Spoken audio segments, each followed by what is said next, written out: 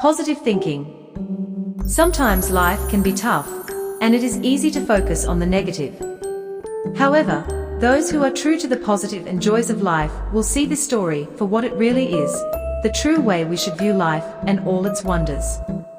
Read the story below, and let it change your thinking about life. Two men are seriously ill and in the same hospital room. For an hour each day, the nurses would let the man closest to the room's only window sit up in order to help drain the fluid in his lungs. The other man in the room spent all his time flat on his back.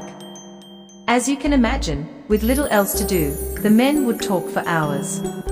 They spoke about their families, homes, their lives in the military, and where they had traveled. And each day, the man sitting away from the window longed for the hour when his roommate would be able to sit up and describe the details of the world outside their room. He would speak of children playing, of animals peacefully roaming, and of happy families playing in the water.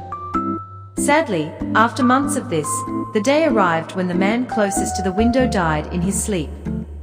After his body had been removed from the room and some time had passed, the other man asked if he could take the bed by the window.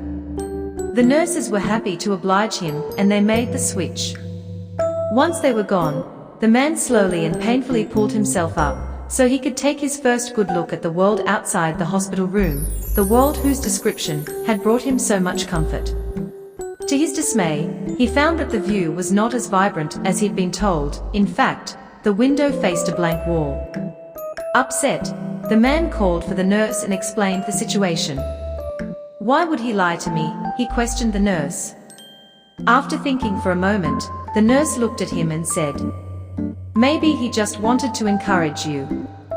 This should be a lesson to all of us that no matter our situation, we can do tremendous good for those around us by looking on the bright side of every situation. Even when we are faced with what seems like an impenetrable brick wall, we can bring so much happiness and joy to those around us if we find positive ways of looking at the world.